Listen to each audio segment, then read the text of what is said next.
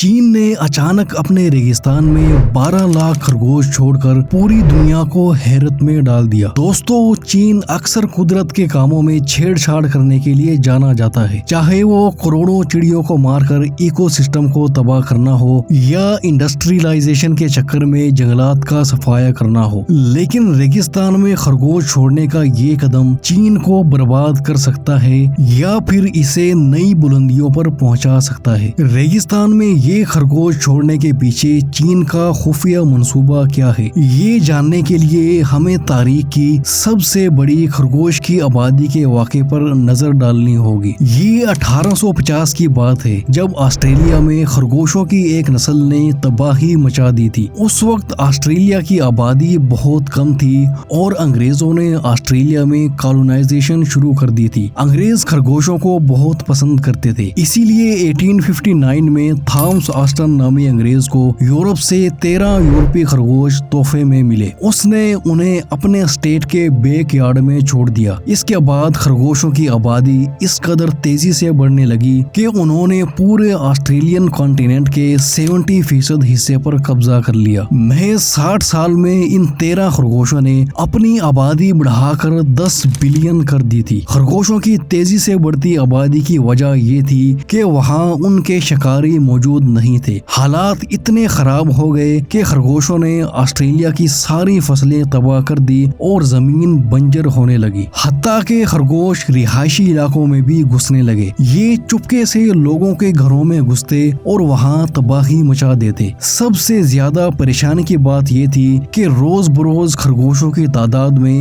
اضافہ ہی ہوتا چلا جا رہا تھا اور لوگوں کا یہ کہنا تھا کہ اگر اس کا کوئی حل تلاش نہیں کیا گیا تو ہمیں بہت جلد یہ خطہ چھوڑنا پڑے گا۔ آسٹریلین حکومت نے خرگوشوں کی تعداد کم کرنے کے لیے مختلف طریقے آزمائے۔ زہریلی گولیاں اور فینس لگانے جیسے اقدامات بھی ناکام ثابت ہوئے۔ خرگوشوں نے آسٹریلیا کے جنگلات میں تباہی مچا دی اور لوگوں کو اپنا علاقہ چھوڑنے پر مجبور کر دیا۔ آخر کار آسٹریلین حکومت نے میگزومین ٹاسس نامی وائرس کا استعمال کیا۔ یہ وائرس چند خرگوشوں میں انجیکٹ کر دیا جاتا اور ان سے یہ وائرس تمام خرگوشوں میں پھیل جاتا تھا، جس کی وجہ سے خرگوشوں کی بڑی تعداد مر گئی اور اس وائرس کی وجہ سے خرگوشوں کی تعداد کم ہو کر 1 بلین تک رہ گئی۔ ایک وقت ایسا بھی آیا کہ آسٹریلیا کے جنگلات میں صرف مرے ہوئے خرگوش ہی دکھائی دیتے تھے۔ تاہم بچے ہوئے خرگوشوں نے اس وائرس کے خلاف اپنا امیون سسٹم ڈیولپ کر لیا۔ اس کے بعد 1980 کی دہائی میں سائنسدانوں نے ایک اور وائرس ریوڈ ہیمرجک ڈیزیز وائرس تیار کیا۔ اس وائرس کی وجہ سے خرگوشوں کی موت 48 گھنٹوں کے اندر ہو جاتی تھی اور 1996 تک اس وائرس نے 96% خرگوشوں کو ہلاک کر دیا۔ آسٹریلیا کے اس تجربے سے دنیا نے ایک اہم سبق سیکھا کہ ہر جانور کو اس کے قدرتی ماحول میں ہی رہنے دینا چاہیے۔ اگر کسی جانور کو دوسرے ملک کے مختلف ایکو سسٹم میں چھوڑ دیا جائے تو یا تو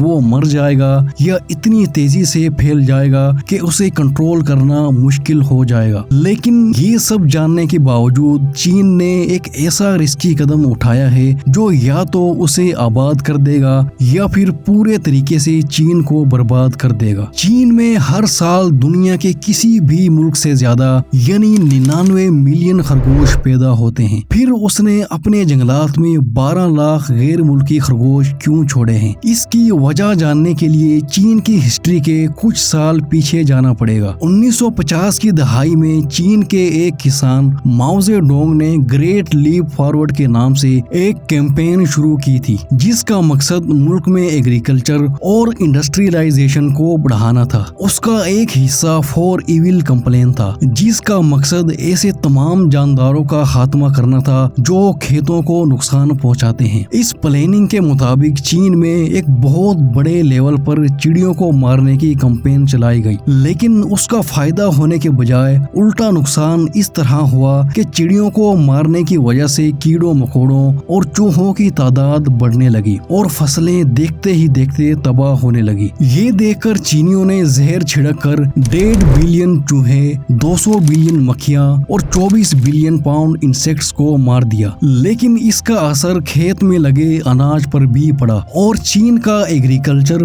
بری طرح سے تباہ ہو گیا۔ اس سے وہاں اگلے 4 साल तक कहत साली पड़ी रही। करोड़ों लोगों की जानें गई और कई जंगल सूख कर रेगिस्तान में तब्दील हो गए। इस गलती का नतीजा चीन आज तक भुगत रहा है। आज से तकरीबन 30 साल पहले चीन का रेगिस्तान 71 मिलियन स्क्वायर किलोमीटर पर फैला हुआ था। साल 2015 में ये बढ़कर 62.2 मिलियन किलोमीटर तक पहुंच गया। चीन की 44% जमीन बंजर हो चुकी थी और रेगिस्तानी इलाके बढ़ने लगे थे। इस तरह चीन में बारिश की भी कमी होने लगी थी। ग्लोबल वार्मिंग अपने अरूज को पहुंच चुकी थी। पानी की कमी होने लगी थी और शहरी इलाकों में हजूम बढ़ने लगा था, क्योंकि गाँव में रहने वाले लोग शहरों की तरफ हिजरत करने लगे थे। ये देखकर चाइनीज अथॉरिटीज के पैरों तले जमीन निकल गई, क्योंकि इस डिजिफिकेशन की वजह से चीन को हर साल 54 बिलियन युआन यानी 63,400 करोड़ रुपए का इकोनॉमिक लॉस हो रहा था। वहीं से चीन की 30% आवाम यानी 40 करोड़ लोगों पर बोझ पड़ रहा था। अगर ऐसा ही चलता रहता तो अगले 300 साल में चीन एक बंजर रेगिस्तान में तब्दील हो जाता और उसकी इकोनॉमी आसमान से जमीन पर आ गिरती। इस मसले के हल के लिए चीन ने बंजर जमीन को जंगलात में बदलने का मंसूबा बनाया। इसमें 3 स्टेप्स होने थे: फॉरेस्ट्री, एग्रीकल्चर और जानवर को पालना। पहले मरहले में चीन ने 3 लाख एकड़ रेतीली जमीन पर जंगल बनाने के लिए दरख्त लगाने शुरू किए जो रेतीली जमीन पर रुक सकें। दूसरे स्टेप में रेगिस्तान के गांव के आसपास के किसानों को खेती बाड़ी करने के लिए राजी किया गया और उन्हें कम पानी से पनपने वाली फसलें उगाने के लिए कहा गया। तीसरे स्टेप में चीन ने जानवर पालने का मंसूबा बनाया। पहले फॉरेस्ट्री को और उसके बाद एग्रीकल्चर को प्रमोट किया गया। अब इकोसिस्टम को पूरा करने के लिए आखिरी तकनीक बाकी थी, जो थी जानवर पालना। चीनी रिसर्चर्स ने बरसों तक तहकीक की कि जंगलात में ऐसा कौन सा जानवर छोड़ा जाए जो नए इकोसिस्टम में पनप सके और अपनी तादाद भी बढ़ा सके और इसके साथ किसानों की आमदनी का जरिया भी बन सके। फिर रेक्स नस्ल के खरगोशों को चुना गया, क्योंकि चीनी लोगों को खरगोश खाना बहुत पसंद है। इस तरह उनको पालने वाले किसान उनको बेचकर कुछ पैसे भी कमा सकते थे। इस नस्ल के खरगोश की ये खासियत थी कि ये घास की जड़ों को तराशता है और जमीन की मिट्टी की खुदाई करके सुरंग बनाता है। खरगोश के इस तरह करने से जमीन और ज्यादा फलती फूलती है और जब जमीन जरखेज होगी तो जरखेज जमीन पर जो भी बीज गिराया जाएगा वो खुद ब खुद उगने लगेगा। खरगोशों का इस तरह खुदाई करना एक तरह से हल चलाने का काम है। इसके अलावा एक मादा रेक्स खरगोश एक साल में 40 बच्चे पैदा कर सकती है। ये जानदार किसी भी इकोसिस्टम के हिसाब से अपने जिस्म को ढाल लेते हैं। ऐसे में चीन ने 12 लाख गैर मुल्की रेक्स खरगोश लेकर अपने रेगिस्तान से बने जंगलात में छोड़ दिए। जब इन खरगोशों को छोड़ा गया तो उनके लिए 100 किलोमीटर की जगह फाइनल की गई थी। इस 100 किलोमीटर के रेगिस्तान में सिर्फ 3% यानी 3 किलोमीटर लैंड एरिया में ही दरख्त और पौधे थे, लेकिन कुछ ही साल में ये बढ़कर 84% तक पहुंच चुके थे। यानी 100 में से 84 किलोमीटर जमीन जरखेज हो गई है, जहां पर घास, दरख्त, पौधे और फसलें पैदा हो रही हैं। लेकिन जैसा कि आपने ऑस्ट्रेलिया के केस में देखा, खरगोश वैसे तो फॉरेस्ट्री को प्रमोट करते हैं, लेकिन जब उनकी तादाद हद से ज्यादा बढ़ जाए तो वो पूरे जंगल को तबाह भी कर सकते हैं। तो देखना ये है कि आगे क्या होता है। दोस्तों, चीन ने अपने रेगिस्तान में 12 लाख खरगोश छोड़कर सही किया या गलत, और क्या हमें भी चीन जैसा रिस्की प्लान बनाकर अपने रेगिस्तान को जंगल में बदलने की कोशिश करनी चाहिए? अपनी राय कमेंट्स में जरूर बताएं।